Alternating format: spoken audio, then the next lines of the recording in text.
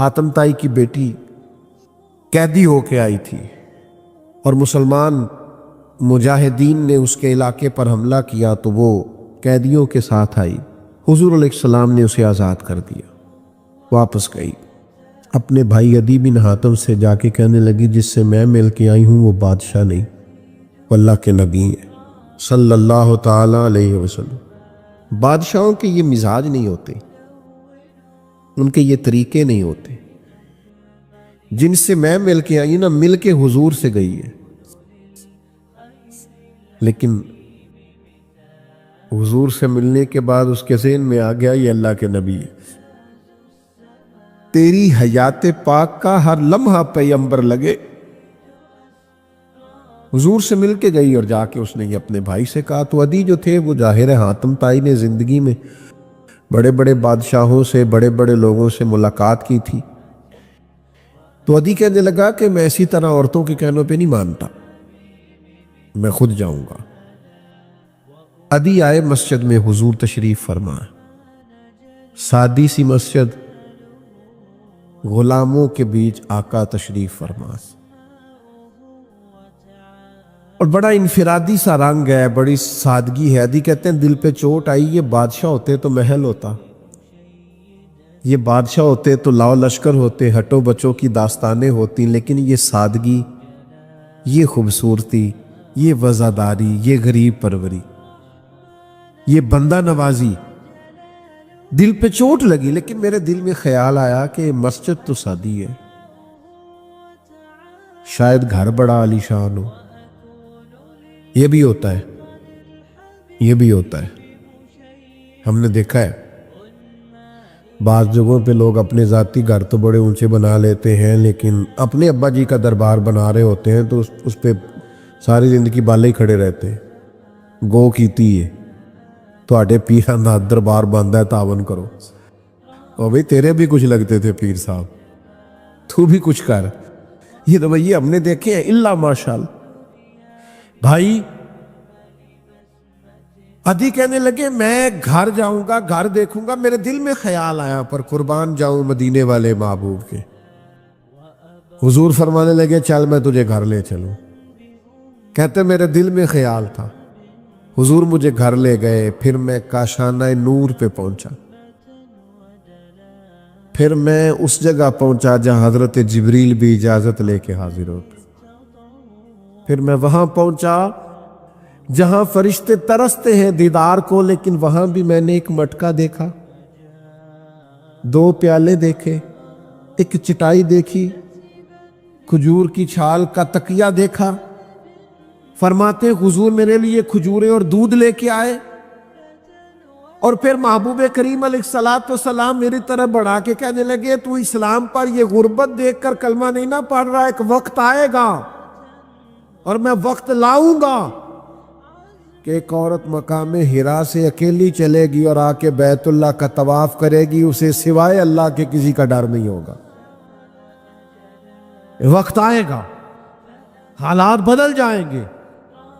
अदी कहते हैं मैं समझ गया कि ये बादशाह नहीं, ये अल्लाह के सच्चे रसूल है। फरमाते हैं मुसलमान हो गया।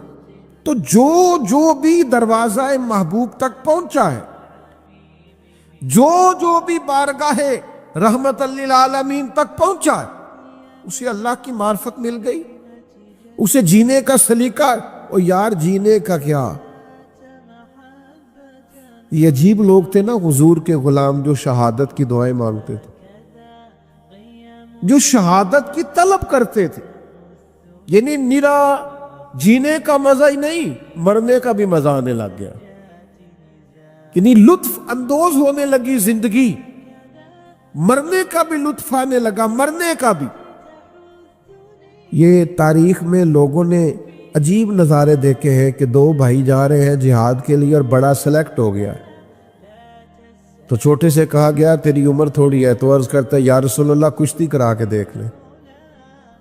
हुजूर में ये उम्र में बड़ा है पर हुजूर मैं इसे गिरा सकता हूं। ये शहादत के लिए ये तड़प, ये वलवला, ये जज्बा, ये कैफियत, ओ भाई ये कब नसीब हुई? کہ لوگ ہنسی خوشی جان دینے لگ گئے، مرنے میں مزہ آنے لگا، لطف آنے لگا جان دینے میں، اتنا بڑا سرور یہ صرف اس وقت آتا ہے جب معرفت الہی انسان کو نصیب ہو، جب اسے نبی پاک علیہ السلام کے زیر سایہ رہتے ہوئے اللہ کا قرب نصیب ہو، پھر یہ کرم نصیب ہوتا ہے۔ آپ دیکھیے حضرت جابر بن عبداللہ رضی اللہ تعالیٰ عنہ فرماتے احد والے دن میں نے ایک صحابی کو دیکھا، وہ کھجور کھا رہے تھے،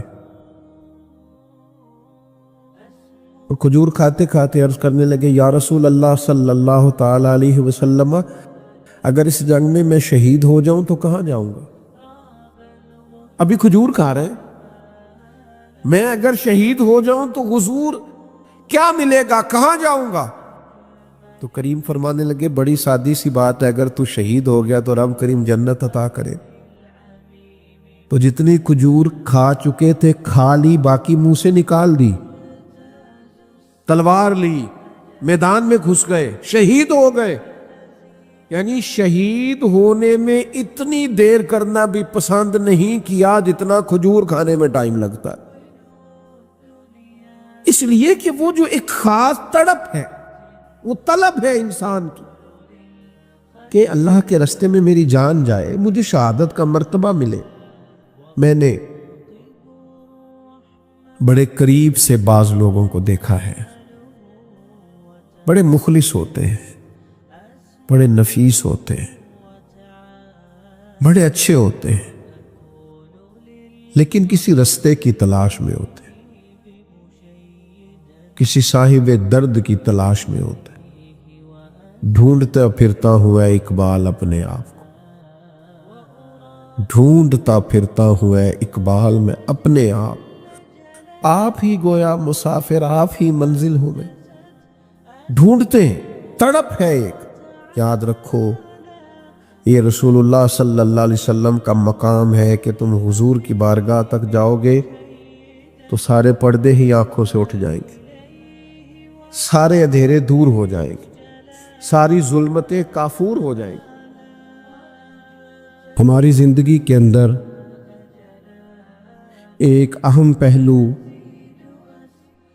جس سے ہم بڑی تکلیف کا شکار ہو جاتے ہیں، اور بعض اوقات اذیت ناک حد تک وہ بات چلی جاتی ہے، وہ ہوتا ہے لوگوں کا باتیں کرنا۔ لوگ ایک دوسرے کے بارے میں تبصرہ کرتے ہیں، گفتگو کرتے ہیں، اگرچہ اسلام نے اسے بڑا ناپسند کیا اور غیبت کو زنا سے زیادہ بدتر قرار دیا، لیکن معاذ اللہ ثم معاذ اللہ لوگ پھر بھی اس اخلاقی کمزوری کا شکار ہو جاتے ہیں اور لوگوں کے بارے میں گفتگو کرتے ہیں۔ پھر لوگوں کی وہ باتیں جب ہم تک پہنچتی ہیں، جس کے بارے میں بات کی جا رہی ہوتی ہے، جب اس تک پہنچتی ہے تو وہ شخص بڑی اذیت کا شکار ہو جاتا ہے، وہ ذہنی تکلیف میں بھی آتا ہے، کرب میں مبتلا ہوتا ہے، اور بعض اوقات خدا معاف فرمائے تو بعض لوگوں میں مایوسی بھی پھیل جاتی ہے۔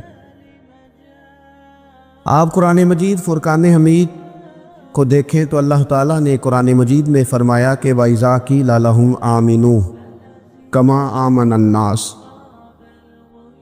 جب منافقین سے کہا جائے کہ اس طرح ایمان لاؤ جس طرح کے باقی لوگ ایمان لائے ہیں، یعنی صحابہ کرام، قالوا تو وہ کہتے ہیں آنؤمنوا کما آمن السفہاء، ہم اس طرح ایمان لے ہیں جس طرح معاذ اللہ یہ بیوقوف ایمان لائے، ان کی طرح ایمان لے ہیں۔ الا انہم هم السفہاء، اللہ فرماتے ہیں خبردار ہو جاؤ یہی بیوقوف ہیں، ولکن لا یعلمون، لیکن یہ جانتے نہیں، انہیں اس بات کی خبر ان لوگوں کو جو کائنات کے بہترین لوگ ہیں زمین پر، انبیاء کے بعد صحابہ، ان کو لوگوں نے بیوقوف کہہ دیا، باتیں کر دی۔ آپ قرآن مجید دیکھیے سورہ قلم کے اندر اللہ تبارک و تعالی نے اس بات کا بھی جواب ارشاد فرمایا ہے جب لوگوں نے کہا تھا کہ معاذ اللہ حضور تو مجنون ہے، تو اللہ نے فرمایا محبوب آپ رب کے فضل سے مجنون نہیں ہیں، بلکہ اللہ نے آپ کو خلق عظیم کا مالک بنایا ہے۔ وَإِنَّكَ لَعَلَىٰ خُلُقٍ عَظِيمٍ۔ لوگ بات کرتے ہیں اب کر جاتے ہیں اور شوق رکھتے ہیں تبصرہ کرنے کا، تو میں نے بہت سارے لوگ ایسے زندگی میں دیکھے ہیں جو لوگوں کی باتوں کی وجہ سے اذیت میں آ گئے، تکلیف کا شکار ہو گئے، اور میں اور آپ تو کسی کھاتے میں نہیں۔ حضرت ابو بکر صدیق رضی اللہ تعالیٰ عنہ جیسے لوگ، افضل البشر بعد الانبیاء بالتحقیق حضرت صدیق اکبر، آپ قرآن مجید 30ویں پارے کی تلاوت میں یہ بات دیکھیں گے کہ جب حضرت ابو بکر صدیق نے غریب غلاموں کو خرید کر آزاد کرنا شروع کیا، حضرت بلال حبشی کو، حضرت عامر بن فہیرہ کو اور کچھ غلاموں کو خرید کر آزاد کیا، تو لوگ کہنے لگے کہ یہ بلال نے کبھی کوئی احسان کیا ہوگا ابو بکر پر، تبھی تو خرید کے آزاد کیا ہے، ورنہ کیا ضرورت تھی اتنے پیسے لگانے کی، کوئی تو بات ہوگی۔ اللہ تعالیٰ نے اس کا بھی قرآن مجید میں اعلان فرمایا ابو بکر نے جو کیا ہے رب کی رضا کے لیے کیا ہے۔ تو گفتگو کرنا، بات کرنا، لوگوں کا اتنا یہ خطرناک مزاج ہے، ایک جملہ کہہ کے لوگ سائڈ پہ ہو جاتے ہیں، بندہ بیچارہ ساری رات تڑپتا رہتا ہے، ایک فکرے کا تبصرہ کر کے لوگ کونے میں چھپ جاتے، اور کسی آدمی کے لیے وہ اسے سولی پہ لٹکا جاتے، اپنی زبان کے تیروں سے لوگ پریشان کرتے۔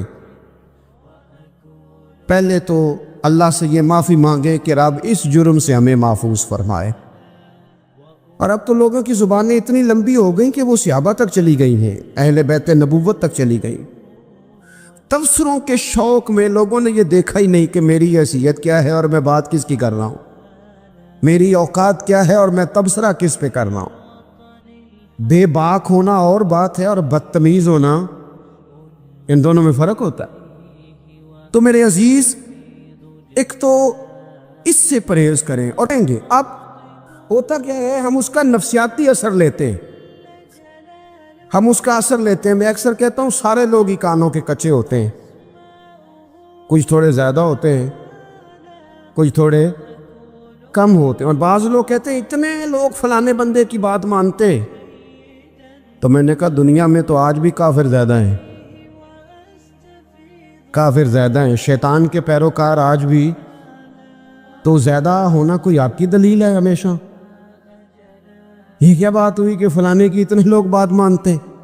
یہاں تو میں نے یہ دیکھا ہے اس معاشرے میں کہ جھوٹے سے جھوٹا آدمی، اس کے بھی فالور ہوتے ہیں، دغے باز سے دغے باز بندہ، اس کے بھی گویوں کے فالور، اداکاروں کے فالور، فلانے کے فالور۔ اس کا یہ تو بھئی انسان کا مزاج ہے، ہر بندہ کانوں کا کچا ہے، کوئی تھوڑا زیادہ کچا ہے، کوئی تھوڑا کم کچا ہے، تو باتیں تو ہوگی، لوگ منہ میں زبان رکھتے ہیں تو گفتگو تو کریں گے۔ اب یہ اثر لینے والے پہ ہے کہ وہ اس کا اثر کس طرح کا لیتا ہے۔ ہمارے ہاں بڑے بڑے سمجھدار لوگ نفسیاتی ہو جاتے ہیں، بڑی بڑی سمجھدار خواتین نفسیاتی ہو جاتی ہیں، میری ساس باتیں کرتی ہے، میری نند باتیں کرتی ہے، مجھے فلانا باتیں کرتا ہے، مجھے فلانا۔ بھائی باتیں، جس کے منہ میں زبان ہے اس نے بات تو کرنی ہے۔ اب آپ نے کیوں یہ دعویٰ کر لیا ہے کہ آپ اتنے اونچے چلے جائیں کہ آپ کو بات ہی کوئی نہ کرے؟ کیا حرج ہے اس میں؟ اگر کوئی آپ کو بات کر دے تو کیا ہیں ہم؟ کسی نے کر لی تو پھر کیا ہوا؟ اس کا اتنا اثر قبول کرنا کہ ساری رات سونا ہی نہ، پریشان ہو جانا۔ اور بعض لوگ ایسے ہیں جنہیں اتنی باتیں نہیں ہوتی جتنی انہیں ٹینشن ہوتی ہے، یعنی وہ دو بندے کونے میں کھڑے ہیں تو میری ہی بات کر رہے ہیں، اور بھائی وہ اتنا اہم نہیں ہے، انہیں کوئی اور کام بھی ہو سکتا ہے، تیری بات ہی انہوں نے کرنی۔ بلا وجہ لوگ سمجھتے ہیں کہ میں بڑا اہم آدمی ہوں، وہاں بھی مجھ پہ تبصرہ ہو رہا ہے، یہاں بھی ہو رہا ہے۔ اس پہلو سے باہر آئیں، اس کمپلیکس سے نکل آئیں۔ ابن حزم کہتے ہیں کہ مصر میں ایک تاجر بڑا کامیاب ہو گیا تھا، بڑا کامیاب تاجر ہو گیا، تو زندگی میں جتنے لوگ بھی کامیاب ہوتے ہیں ان سے حسد ہوتا ہے، اس سے بھی اس کے ارد گرد کے لوگوں نے حسد شروع کیا۔ اب تاجروں نے پلاننگ کی کہ اسے خراب کیسے کرنا ہے، وہ ایک دن اپنے گھر سے نکلا، سفید کرتا سفید پگڑی باندھ کے باہر۔ اب 5-6 لوگوں نے پہلے سے منصوبہ بندی کی ہوئی تھی۔ ایک صاحب اسے ملے، کہنے لگے ماشاءاللہ آج تو سفید کرتے پر سبز امامہ، سبز پگڑی بڑی ہی اچھی لگ رہی ہے۔ تو ہنس کے کہنے لگا لگتا ہے آپ سو کے اٹھ کے آئے ہیں، پگڑی تو میری سفید ہے۔ اس نے کہا چلو پگڑی تو سبز ہی ہے، باقی آپ نہیں مانتے تو آپ کی مرضی۔ وہ آگے بڑھا، تو اب چونکہ پلاننگ تھی تو ایک شخص اور ملا، اس نے کہا کیا بات ہے، سفید کرتے پر آپ کا پیلے رنگ کا امامہ کیا جچتا ہے؟ اس نے کہا یار کو خدا کا خوف کر۔ ہنس کے کہا کیا ہو گیا، تیری اینک کا نمبر تو نہیں تبدیل ہونے والا ہوا؟ اور بھائی میں نے تو سفید کرتا اور سفید ہی امامہ باندھا ہے۔ اب 2-3 لوگوں کی دفعہ تو وہ مسکرایا، لیکن وہ ڈھیر سارے لوگوں نے منصوبہ بندی کی تھی۔ وہ جب چوتھے کے پاس گیا تو اس نے بھی کہا کہ کیا بات ہے سفید کرتے پر پیلے رنگ کے امامے کی؟ اس نے کہا پیلا کہاں ہے؟ اب وہ غصے ہونے لگا۔ اب وہ چھٹے کے پاس گیا تو اس نے کہا جناب کیا بات ہے سفید کرتا اور کالا امامہ؟ اب وہ غصے میں اتنا باولا ہوا کہ پہلے ہنسا، پھر رویا، پھر اسے سمجھ نہ آئی کہ دکان کا تالا کس چابی سے میں نے کھولنا ہے۔ بس وہ شام ہوئی تو اس بیچارے کو بچوں نے روڑے مارنے شروع کر دیے۔ وہ اتنی تکلیف میں آ گیا کہ لوگ اسے پاگل کہنے لگے۔ کیوں؟ اس لیے کہ لوگ منصوبہ بند، افواہ تھی نا کہ میری طبیعت خراب ہے، تو لوگوں نے حال پوچھ پوچھ کر بیمار کر دیا۔ لوگوں کی باتیں، لوگوں کے تبصرے، لوگوں کے کومنٹس۔ بولے امام شافعی فرمانے لگے لوگوں کی باتیں پتھروں کی طرح ہوتی ہیں، یہ روڑوں کی طرح ہوتی ہیں، اگر انہیں کمر کے اوپر رکھ لو گے نا تو یہ تمہاری کمر توڑ دیں گی، اور اگر تم ان کو اپنے پیروں کے نیچے رکھ لو گے تو تمہارا قد اونچا ہو جائے گا۔ بس دنیا میں وہ لوگ پریشان ہوتے ہیں جو لوگوں کی باتوں کو کندھوں پر سوار کر لیتے، جو پیروں کے نیچے رکھے، جو پاؤں کے نیچے رکھے ان کا قد۔ وہ پرانے زمانے میں نا عارف رومی رحمۃ اللہ علیہ فرماتے ہیں کہ ایک بیل گائے گر گئی تھی کنویں کے اندر، تو اب وہ لوگ اس کو نکال تو نہیں سکتے تھے، تو انہوں نے اس طرح کیا کہ مٹی ڈالنی شروع کر دی کہ اب بدبو آئے گی، پریشانی ہوگی، تو اس کو بند کر دیتے ہیں اندر ہی کنویں کو، کنواں نئی جگہ پہ کھود لیتے۔ انہوں نے جب اس کے اندر مٹی ڈالی نا تو وہ گائیں جو تھی وہ مٹی جھاڑ کے تو مٹی کے اوپر آ گئی، انہوں نے پھر مٹی ڈالی تو وہ تھوڑی اور اوپر آ گئی، اور مٹی ڈالی تو اور وہ مٹی ڈالتے گئے اور گائیں وہاں سے کنویں سے باہر آ گئی۔ لوگوں نے دفن کرنا چاہا، وہ باہر نکل آئی۔ او میرے بھائی، لوگ بھی اپنی باتوں میں دفن کرنا چاہتے ہیں، لیکن یاد رکھنا جو چمکنے والے تھے وہ چمکتے ہی رہے، جن کو اللہ نے عزت دی تھی ان کی گھٹائی کوئی نہیں سکا۔ اتنی لمبی زبانیں کھول کے لوگوں نے صحابہ کے بارے میں باتیں کی، باتیں ہو رہی ہیں، لوگ جن کو دبانا چاہتے تھے۔ آج نہیں صوفیاء کی مخالفت شروع ہوئی، ان کے زمانے میں بھی ہوئی، ان کے دور میں ان کے خلاف کتابیں لکھی گئیں، لکھنے والے خدا جانے کہاں ہیں، اور داتا صاحب ہو رہی ہے، خواجہ صاحب ہو رہی ہے، حضور غوث اعظم کے ان کے زمانے میں بھی ایسا نہیں ہوا کہ بڑی خوشی سے لوگوں نے آگے بڑھ کے پھول ڈالے ہوں، ان کے دور میں باقاعدہ جتھے تیار ہوئے، جتھے، اور پورا کام کیا گیا۔ اور ویسے بھی اگر کوئی شخص آپ کا مخالف ہی نہیں ہے تو پھر آپ کو چمکنے کا مزہ کیسے آئے گا؟ کوئی تو مخالف ہو نا، کوئی تو ہو نا جو کوئی بات کرے۔ دیکھیں نا، اگر اندھیرا نہ ہو، رات نہ ہو، تو بلب کی کوئی اہمیت رہ جائے گی؟ یہ چمکتا ہی تب ہے جب اندھیرا زیادہ ہوتا ہے۔ ہم کہتے ہیں اندھیرا ہو گیا، اور بھائی تجھے چمکنے کا موقع دیا ہے اندھیرے نے، تجھے اس نے عروج دیا ہے، تم دیے باد مخالف سے نہ گھبرا اے عقاب، یہ تو چلتی ہے تجھے اونچا اڑانے کے لیے، تو باتوں سے پریشان نہ ہوں۔ میں نے کہا کہ اگر آپ باتوں کا پہاڑ بنا کے اوپر سوار ہو جائیں گے نا تو قد اونچا کریں گی باتیں۔ جو بندہ ڈسکس ہونے لگ جاتا ہے وہی تو مشہور ہوتا ہے، اسی کی تو بات ہوتی ہے۔ دیکھیں کیا ہوتا تھا بھلا مکے میں، کوئی بندہ باہر سے آتا تو ابو جہل اسے کھڑا کر کے کہتا حضور کے پاس نہ جانا، تو کہتا پتہ تو کروں بھلا نبی پاک کے پاس کیا ہے، پتہ تو کروں بھلا حضور کے پاس کیا ہے۔ تو جن سے تعارف نہیں ہونا تھا وہ بھی تعارف کرا رہے تھے رسول پاک کا۔ تو اس لیے باتوں سے گھبرا جانا، ہاں ایک بات ہمیں کتاب و سنت میں ملتی ہے، اس پر ضرور غور کریں، تہمت والی جگہ سے بچیں، تہمت کا موقع نہ دیں۔ مطلب بلا وجہ ہی اپنے لیے بحث کا دروازہ کھولنا یہ درست نہیں ہے۔ اپنے لیے ہم نہ دروازے کھول لیتے ہیں بحث کے، مفت کی بحث ہو رہی ہے، فلانا بھی ڈسکس کر رہا ہے۔ کچھ چیزیں ایسی ہوتی ہیں جو سب کی سمجھ کی نہیں ہوتی، وہ سب کے سامنے ڈسکس کرنا ضروری نہیں ہوتا۔ حضرت سیدنا ابو ہریرہ رضی اللہ تعالیٰ عنہ فرمایا کرتے تھے، مجھے نبی پاک علیہ السلام نے علم کی 2 تھیلیاں دی ہیں، میں نے ایک کھولی ہے تمہارے سامنے، ایک کھولی ہے، دوسری نہیں کھولوں گا۔ اس لیے کہ ہر بندے کو بات اس کے ظرف کے مطابق کرنی چاہیے، تو موقع نہ دے۔ نبی پاک صلی اللہ علیہ وسلم نے فرمایا، اس بندے نے اپنی، یہ بخاری میں موجود ہے، فرمایا اس نے اپنی عزت اور اپنی جان کو محفوظ کر لیا جو فتنے والی جگہ سے بچ گیا۔ جہاں تہمت لگ سکتی ہے اس جگہ سے بچیں، جان بوجھ کے لوگوں کو موقع نہ دیں باتیں کرنے کا، جان بوجھ کے موقع نہ دیں۔ جامع ترمذی کے اندر حدیث موجود ہے، حضرت سیدنا عمر فاروق رضی اللہ تعالیٰ عنہ نے ایک موقع پر اجازت مانگی تھی نبی پاک صلی اللہ علیہ وسلم سے، عرض کیا یا رسول اللہ صلی اللہ علیہ وسلم مجھے آپ اجازت دے دیں، میں عبداللہ بن ابی سلول کی گردن اڑا دوں، یہ منافق بار بار آڑے آتا ہے، بار بار تکلیف دیتا ہے، آپ مجھے اجازت دیں میں اسے قتل کر دوں۔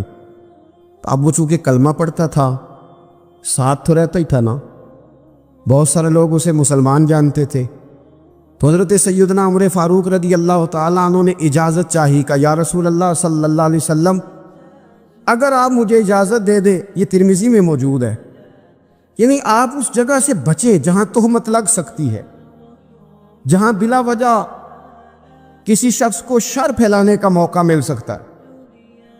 یا رسول اللہ مجھے اجازت دے میں عبداللہ بن ابی سلول کی گردن اڑا دوں۔ نبی پاک صلی اللہ علیہ وسلم نے فرمایا کہ عمر اگر میں تمہیں ایسا کرنے کی اجازت دوں گا تو لوگ کہیں گے کہ وہ اپنے قریبیوں کو انہوں نے مروانا شروع کر دیا ہے، ساتھ والوں کو ہی مروانا شروع، لوگ تو اسے مسلمان سمجھتے ہیں۔ تہمت والی جگہ سے، بلکہ بخاری شریف میں اسی طرز کا ایک اور پیغام بھی ہمارے لیے موجود ہے۔ یہ جو حرم شریف آج ہمارے سامنے ہے نا، بیت اللہ شریف، اس میں ایک پیچھے مقام ہے جس کو حتیم کہا جاتا ہے، یہ خانہ کعبہ کا حصہ ہے۔ حضور صلی اللہ علیہ وسلم کے اعلان نبوت سے پہلے جب قریش مکہ نے اسے تعمیر کیا نا دوبارہ سے، تو انہوں نے چندے کا کوئی اس طرح کا مزاج بنایا تھا کہ اس بندے سے پیسے لینے جس کے بالکل ہی جائز ہوں۔ اس ترتیب سے انہوں نے خانہ کعبہ کی تعمیر کی کہ پھر وہ ساری تعمیر نہ کر سکے، حتیم باہر رہ گیا۔ تو نبی پاک صلی اللہ علیہ وسلم نے ایک دن فرمایا، بخاری میں موجود ہے، حضور فرمانے لگے، عائشہ اگر تمہاری قوم جاہلیت کے قریب نہ ہوتی، کیونکہ ابھی قریب جاہلیت چھوٹی ہے نا، ابھی لوگوں نے کلمہ پڑھنا شروع کیا ہے، فرمایا اگر یہ جاہلیت کے قریب نہ ہوتے تو میں کعبے کو انہی بنیادوں پر دوبارہ بنا دیتا جن بنیادوں پر حضرت ابراہیم علیہ السلام نے بنایا تھا۔ لیکن چونکہ یہ جاہلیت کے قریب ہیں، ان کی سمجھ میں چیز نہیں آئے گی، یہ شک میں پڑ جائیں گے، پریشان ہو جائیں گے، لہذا میں یہ کام نہیں کرتا۔ بہت ساری چیزیں ایسی ہیں کہ جن کی وجہ سے بعض سادہ لوگ ابہام کا شکار ہوتے ہیں، ابہام کا۔ ہمارے علماء نے اس طرح کیا کہ بڑے طے کر کے عقائد کے عنوانات امت تک پہنچائے۔ ہر آدمی ہر شعبے کا اسپیشلسٹ نہیں ہوتا، بہت ساری لوگ باتیں مریض کے سامنے کرنے والی نہیں ہوتی، وہ صرف لواحقین کو بتانے والی ہوتی۔ پھر کچھ لوگ اور آئے جنہوں نے کہا کہ ہم تو ایفیشنسی دکھائیں گے، کچھ خاص ہر بات کھول کر لوگوں کے سامنے رکھیں گے۔ اس کا نقصان پھر یہ ہوتا ہے کہ سادہ لوگ مشکلات کا شکار ہوتے ہیں، وہ پھر جب کہتے ہیں ہر چیز ڈسکس کر لینی چاہیے تو پھر باتیں دور نکل جاتی ہیں۔ پھر لوگوں نے انبیاء کرام علیہم السلام کی اجتہادی خطاؤں کو ڈسکس کرنا شروع کیا۔ ربنا ظلمنا انفسنا، اگر حضرت آدم یہ لفظ کہیں تو ان کے لیے تو ٹھیک ہے، لیکن اگر کوئی غلام اور امتی اور بیٹا اٹھ کے یہ لفظ کہے تو اس کے لیے ٹھیک نہیں ہے۔ تو میرے عزیز ایسے کام نہ کریں جس کی وجہ سے بلا وجہ بحث کا۔ ہمارے یہاں کچھ لوگوں کو شوق ہے خبروں میں رہنے کا، وہ ایسی ایسی باتیں چھیڑتے ہیں جن سے نہ وہ خبروں میں رہ سکے۔ میں نے دیکھا ہے وہ کہتے ہیں جی میں نے کوئی انوکھی بات کرنی ہے۔ بھئی انوکھی بات کرنے سے بندہ مشہور تو ہو جاتا ہے۔ ہمارے زمانے میں مشہور ہی وہ ہوتا ہے جو دوسروں سے ذرا ہٹ کے بات کرے، انوکھی کرے۔ وہ ہمارے لطیفہ لکھا ہے نا، ایک اہل عرب کا ایک ہجا نام کا عربی کا ایک لطائف سنانے والا شاعر ہے، تو وہ کہتا ہے کہ ایک شخص نے ایک دفعہ کہہ دیا تھا گدھا کھانا جائز ہے، اور بڑے بڑے علماء اس کے گھر چلے گئے کہ بھئی کوئی دلیل، کوئی جزیہ، کوئی کہاں سے، کوئی کتاب، کوئی حوالہ، کوئی شے۔ اس نے کہا روز آؤ گے ایک ایک بندے کو بتاؤں گا، کٹھا اسٹیج لگاؤ، ایک کی دفعہ حوالے دیتا ہوں، روز نہیں دیے جاتے۔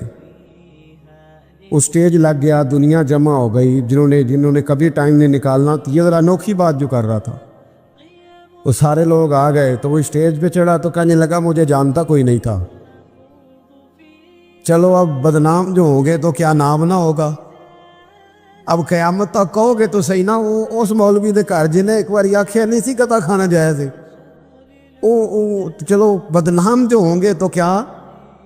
تو بہت سارے ایسے لوگ ہیں جو ہیں بدنام، پر چلو نام تو ہو گیا نا، بدنامی صحیح صحیح، شرارت صحیح صحیح، شیطانیت صحیح صحیح، لیکن نام تو ہو گیا۔ تو اس لیے کوئی ایسا انوکھا کام جس سے لوگوں کی، میں آپ سے بڑی گزارش سے عرض کروں، اعلیٰ حضرت بریلوی رحمۃ اللہ علیہ نا لالٹین کے اندر مٹی کا تیل جلایا جاتا ہے ہمارے ہاں، تو مٹی کا تیل ظاہر ہے اس سے بدبو آتی ہے، تو مسجد میں وہ جلانا جائز نہیں تھا۔ تو ایک صاحب ارنڈی کا تیل لائے، وہ خوشبو والا ہوتا ہے، وہ لا کے انہوں نے نا اعلیٰ حضرت بریلوی رحمۃ اللہ علیہ کو لالٹین میں ڈال کے دیا اور کہا کہ یہ مسجد میں اس کو جلاتے ہیں چونکہ اس کے اندر سے خوشبو آتی ہے، بدبو نہیں آتی۔ تو وہ جو شرعی عذر ہے نا، حضور نے فرمایا کہ جمعے والے دن غسل کر کے آؤ تاکہ کسی کے پسینے سے ایک دوسرے کو تکلیف نہ ہو۔ کچا لہسن پیاز کھا کے مسجد آنا اس لیے منع کر دیا گیا کہ منہ کی بدبو سے تکلیف ہو، تو مسجد میں کوئی ایسی چیز جو بدبو کا باعث بنے منع ہے۔ اب انہوں نے وہ تیل لا کے لالٹین میں ڈالا جس سے خوشبو آتی تھی اور لالٹین بھی روشن ہوتی تھی۔ اعلیٰ حضرت فاضل بریلوی رحمۃ اللہ علیہ اپنی اس خادم سے فرمانے لگے کہ اب لوگ تو آئیں گے نا، تو ہمارے علاقے میں تو ساری دنیا مٹی کے تیل سے ہی چلاتی ہے، تو اب آپ نے ایک خوشبو والا تیل لا کے ڈال تو دیا ہے اس کے اندر لالٹین میں، پر یہ لوگوں کو بتائے گا کون کہ یہ تیل وہ نہیں ہے؟ لوگ تو یہاں سے دیکھ کے جائیں گے اور جا کے کہیں گے کہ اتنے بڑے عالم کی مسجد میں اگر جل رہا ہے تو ہم کیوں نہ جلائیں۔ تو فرمانے لگے وہ شخص کے حضور پھر حال کیا ہے؟ فرمانے لگے آپ فرضوں کا سلام پھیر کے دعا سے پہلے لالٹین کے پاس کھڑے ہو جائیں، اور جو بندہ گزرے اسے بتاتے جائیں کہ یہ مٹی کا تیل نہیں، یہ مٹی کا تیل نہیں، یہ مٹی کا تیل۔ ہر شخص کے ذہن تک بات اتر جائے تاکہ لوگ کسی ایسی چیز کا شکار نہ ہو جائیں جس سے کہ ان کے مزاج میں کوئی غیر شرعی چیز عروج پکڑ لے۔ تو میرے عزیز ہم نہ کچھ بدگمانیاں لوگوں کے اندر لوگ ڈالتے۔ ہمارے ہاں بالخصوص پاکستان میں جب سے سیاسی فرقہ واریت شروع ہوئی ہے، سیاسی، ہماری قوم کا مزاج اتنی بری طرح خراب کیا گیا ہے۔ ہمارے نوجوان بچے جو بڑے سنجیدہ پڑھے لکھے، ان کی گفتگو اپنے سیاسی مخالف کے بارے میں اتنی لوز کر دی گئی ہے، اتنی کمزور کر دی گئی، اتنی خوفناک کر دی گئی ہے کہ اس طرح تو کبھی نہیں ہوا تھا۔ یہ مزاج جو لوگوں کو دیا جا رہا ہے، قومیں اپنے اخلاق کے طور پر زندہ رہتی ہیں۔ بد اخلاقیاں کبھی بھی انسانوں کو اونچا کر سکتی، پیچھے رہ جاتے ہیں لوگ۔ تہذیب کسی سوسائٹی کا حسن ہوتا ہے، اور اگر ایک سیاسی مخالف کے لیے آپ کا یہ والا مزاج بن جائے، اپنے سیاسی قد کو اونچا کرنے کے لیے آپ ان چیزوں کا سہارا لیں، یہ درست نہیں ہے۔ اخلاقی رویے میں کہوں گا کسی بھی سیاسی جماعت سے وابستگی ہے وہ 100% رکھے جو اس کی سمجھ میں آتی ہے، لیکن اپنے اخلاقی مزاج کو کبھی کمزور نہ ہونے دے، اخلاقی رویہ کبھی کمزور نہ ہونے دے۔ یہ کیسے ہو سکتا ہے؟ دیکھیں ابو جال، ابو لہب، عتبہ، عتیبہ، شیبہ، وہ وہی باتیں کر سکتے تھے جو ان کے مزاج کی تھیں، جو آج تک لوگ کسی بھی دیندار کے بارے میں کرتے۔ تو انہوں نے وہی باتیں آ کے کی تھی جناب ابو طالب کے ساتھ۔ انہوں نے کہا تھا کہ اگر معاذ اللہ ان کو دولت چاہیے تو ہم دیتے ہیں۔ بڑے سے بڑے مخلص آدمی پر آج لوگ دعویٰ نہیں کرتے کہ دولت کے لیے لگا ہوا ہے۔ انہوں نے کہا دولت چاہیے تو دیتے ہیں، اگر کسی خاتون سے نکاح کرنا چاہتے ہیں تو کرا دیتے ہیں، سرداری چاہیے تو دے دیتے ہیں۔ اب یہ سوچ ہی اتنی ہے، اس سے آگے جاتی نہیں۔ وہ معاذ اللہ حضور کے بارے میں اور بھی باتیں کرتے، یہ شاعر ہیں، یہ جادوگر ہیں، یہ فلاں ہیں، لیکن میرے نبی پاک علیہ الصلوۃ والسلام نے کبھی بھی ان کی ذاتی زندگی کو ڈسکس نہیں کیا، کبھی نہیں کیا۔ ابو جہل شراب پیتا تھا، لیکن حضور نے کبھی سوسائٹی میں یہ بات لوگوں کے سامنے بیان نہیں کی۔ وہ لوگوں کے پیسے دبا لیتا تھا، کئی جگہوں پہ حضور نے پیسے نکلوا کے دیے، لیکن جگہ جگہ گلی گلی کھڑے ہو کے حضور نے یہ نہیں فرمایا کہ یہ اس طرح کا ہے۔ آپ اپنے مخالفین کے بارے میں ضرور کلیم کریں، ثبوت کے ساتھ ضرور بات کریں، یہ ضروری ہے، لیکن آپ کا رویہ اتنا گرا ہوا نہیں ہونا چاہیے کہ لوگ سمجھے کہ یہ قوم تو اخلاق سے ہٹ گئی ہے۔ آپ اختلاف کریں، لیکن اختلاف کے بھی آداب ہوتے ہیں۔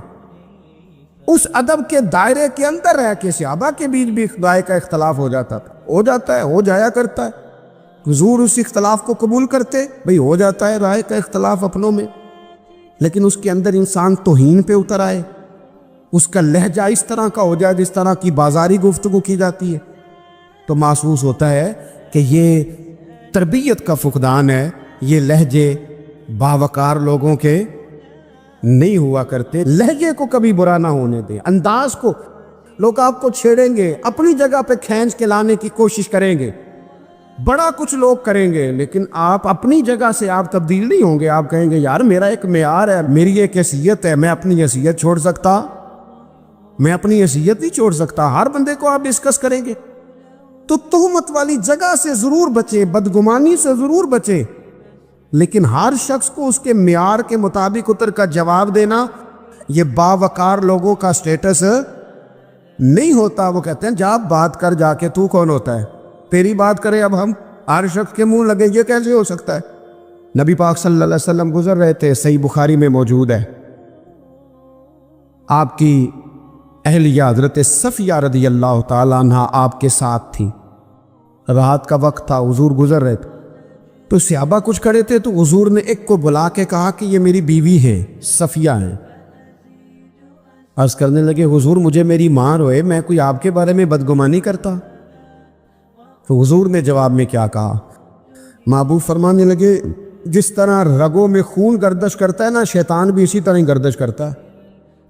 ویا حضور بتا رہے ہیں کسی وقت بھی بدگمانی پیدا کر دیتا ہے۔ میں تمہیں بتا رہا ہوں کہ اپنی اہلیہ کے ساتھ جا رہا ہوں، میری بیوی ہے۔ کوشش کریں کہ آپ اس جگہ سے بچیں جہاں باتیں ہو رہی ہوں۔ اور اس پہلو پہ تیسری گزارش اس عنوان پر یہ ہے کہ اگر کسی کے بارے میں باتیں ہو رہی ہوں تو فٹافٹ اس کا حصہ بننے کی کوشش نہ کریں، بلکہ آپ کے پاس جب تک کوئی شرعی ثبوت نہیں ہے تب تک آپ اس بات کا حصہ نہ بنیں۔ ہمارے یہاں بات ہو رہی ہوتی ہے تو دو چار بندے دوڑ کے نا اپنا بھی حصہ ڈالتے، بلکہ میں بڑی ذمہ داری سے یہ بات عرض کروں گا، بات لمبی ہوتی تب ہے جب کوئی بندہ درمیان میں کہہ دیتا ہے نا نہیں تجھے تو تھوڑا پتہ ہے، تھوڑا میں بھی کرتا ہوں۔ وہ کئی دفعہ وعدہ معاف گواہ بن جاتا ہے، جا کے دوسروں کو خبر کرتا ہے اس نے یہ کہا ہے، حالانکہ بندہ اس سے پوچھے کہ اگر انہوں نے کہا تھا تو اتنا سجن تھا تو وہاں جواب دے کے کیوں نہیں آیا؟ تجھے چاہیے تھا وہیں جواب دیتا، وہیں جا کے جواب دے دیتا۔ ایک بزرگ کی خدمت میں ایک دفعہ حاضر تھا، ایک بڑے عالم تھے، تو ان کے پاس آ کے ایک شخص نے کہا کہ فلاں آدمی آپ کے بارے میں یہ بات کر رہا تھا، تو وہ ہنس پڑے، فرمانے لگے پھر آپ کہاں تھے؟ کہنے لگے میں وہیں تھا۔ فرمانے لگے میرا اور آپ کا رشتہ کس طرح کا ہے؟ کہنے لگا جی میں تو شاگرد ہوں، ارادت مند ہوں۔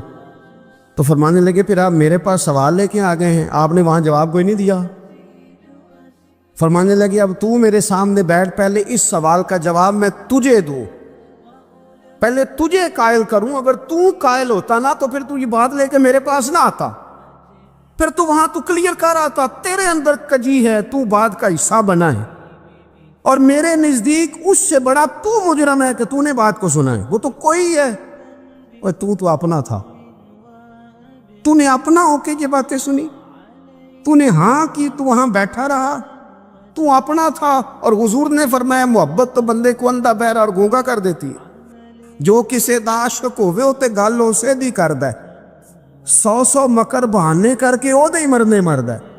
تو نے سن کیسے لی؟ تیرے کانوں نے گوارا کیا؟ پہلے تو مطمئن ہو نا، تو اگر مطمئن ہوتا تو بات آگے وہیں جواب دے کے آتا، جب تو ہی غیر مطمئن ہے تو میں کسی اور کو کیا جواب دوں؟ تو مدد کریں اپنے بھائی کی اس معاملے میں کہ اگر آپ کلیئر ہیں تو پھر آپ اسے وہی کلیئر کریں، کہیں یار میری بات سن، یہاں تک تو بات ٹھیک ہے، اس بات کا میں گواہ ہوں، یہ ہو سکتی نہیں۔ اور نبی پاک کا یہ طریقہ ہے، مسند امام احمد بن حنبل میں حدیث موجود ہے، حضرت عبداللہ ابن مسعود رضی اللہ تعالیٰ عنہ، کمال آدمی حضرت عبداللہ ابن مسعود، حضور نے فرمایا عبداللہ ابن مسعود سے قرآن سیکھا کرو، یہ اسی طرح پڑھتے ہیں جس طرح میرے اوپر نازل ہوا تھا۔ حضرت عبداللہ ابن مسعود کو نبی پاک علیہ السلام نے فرمایا درخت پہ چڑھ کے ذرا میرے لیے مسواک تو اتار دو۔ حضرت عبداللہ ابن مسعود کی پنڈلیاں پتلی پتلی تھی، ٹانگیں پتلی تھی، وہ درخت پہ چڑھے، ہوا چلی تو کپڑا تھوڑا ہٹ گیا تو بعض لوگ ان کی پتلی پنڈلیوں کا مذاق اڑانے لگے، معاذ اللہ، دیکھو کیسی باریک باریک پنڈلیاں ہیں، کیا انداز ہے۔ اب حضور بیٹھے ہیں نا، تو انہوں نے جو بات کی تھی وہ بات بھی درست تھی، پنڈلیاں واقعی پتلی تھیں، اور کوئی بھی اس انداز میں دیکھتا تو شاید مسکراتا۔ جب انہوں نے کہا نا دیکھو پتلی پنڈلیاں، تو حضور نے ہمارے لیے طریقہ کیا چھوڑا، ہمارے لیے سیرت کیا چھوڑی؟ حضور سید عالم فوراً ارشاد فرمانے لگے، نبی پاک فرمانے لگے چپ کرو، تم میرے عبداللہ کی پنڈلیوں کو پتلا پتلا کہہ رہے ہو نا، قیامت کے دن جب میزان لگے گا اور ان پنڈلیوں کا تمہیں وزن پتہ چلے گا، پھر پتہ چلے گا میرے عبداللہ کی شان کیا ہے۔ یہ بڑی وزنی پنڈلیاں ہوں گی، جب ان کا میزان پر وزن تلے تو آپ دفاع کریں۔ نبی پاک صلی اللہ علیہ وسلم نے فرمایا اگر کسی جگہ تیرے بھائی کی عزت پر حملہ ہو رہا تھا اور تو بچانے پر قادر تھا، اور تو نے اس کی عزت سے اس شر کو روک دیا، کہا نہیں یار ایسی بات نہیں ہے، تم غلط کہہ رہے، فرمایا اگر تم کسی کی عزت کا دفاع کرو گے تو فرمایا جہاں تمہاری عزت خراب کی جا رہی ہوگی رب وہاں تمہاری عزت کا دفاع فرمائے گا، اللہ تمہاری عزت کا محافظ بن جائے گا۔ لیکن ہم کیا کرتے ہیں، ہم لوگ باتیں کر رہے ہوتے ہیں تو ہم ان باتوں میں ایک بات اور شامل کرتے ہیں، ہم ان باتوں میں ایک بات اور شامل کر لیتے ہیں، اور انداز اختیار کر لیتے ہیں، اور جو آپ کے حق میں ہے اس نے مخالف نہیں ہونا، اور جو مخالف ہے اس نے کبھی حق میں چھوڑیں۔ آپ کس کو قائل کر رہے ہیں؟ جس کی سمجھ میں آتی ہے وہ قبول کرے، نہیں آتی تو دروازہ کھلا ہے، کہیں اور تشریف لے جائے۔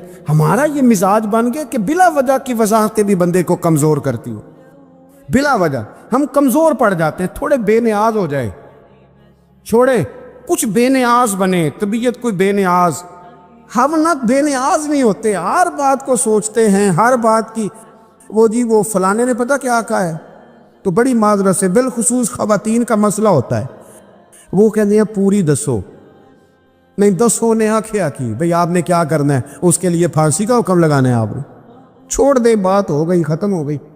اپنی زندگی میں تھوڑی سی بے نیازی بھی پیدا کریں، تھوڑی سی بے نیازی، ہر ایک کی بات سننا، ہر ایک کی بات پر غور کرنا، ہر بندے پر تبصرہ شروع کر دینا، وہ تو تکلیف آ جائے گی۔ وہیں سے جہاں سے بات شروع کی تھی پھر وہیں لاتا ہوں کہ باتوں کا اثر لیں لیکن صرف خیر کی باتوں کا اثر لیں، لیکن صرف اچھے لوگوں کی باتوں کا، ہر ایک کی بات کا اثر لوگے لوگ دو قدم نہیں چلنے دیں گے۔ اور دوسرا میں آپ کو بڑی ذمہ داری سے عرض کرتا ہوں، ہم ویژن والے لوگ ہیں، ہماری 1400 سال کی تاریخ ہے، ہم ویژن والے لوگ ہیں، یہ نہیں ہے کہ ادھر ایک بندہ آیا تو تھوڑی سی ہم اس کے پیچھے چلے جائیں گے، پھر کل ایک اور آئے گا تو تھوڑا سا اس کے پیچھے چلے جائیں گے۔ یہ تو وہ لوگ ہوتے ہیں جن کے پیچھے بنیاد نہیں ہوتی، اور جن کی پوری بنیادیں ہونا۔ وقت زیادہ ہو گیا، ورنہ میں آپ کو اپنی سند پڑھ کے بتاتا کہ ہماری سند امام بخاری تک کیسے جاتی ہے اور امام بخاری کی رسول پاک تک کیسے جاتی۔ یہ تو ایک تسلسل ہے، تو اس لیے بڑی جلدی آزمائش کا شکار نہ ہوا کریں۔ باتیں کس لیے؟ جو بندہ ویلا ہے اس نے بھی 4 باتیں، تو ہر بات کا اثر نہ لے۔ بالخصوص جوانوں سے کہتا ہوں، ٹارگٹ اچیو کرنے کے لیے سب سے پہلے تو مقاصد کا تعین کرے، جانا کے دور، پھر اس پہ لگ پڑے۔ باتیں ہوتی رہیں گی لیکن باتوں کو پشت پہ سوار نہیں کرنا، باتوں کو پاؤں کے نیچے رکھنا ہے، قد اونچا ہو جائے گا۔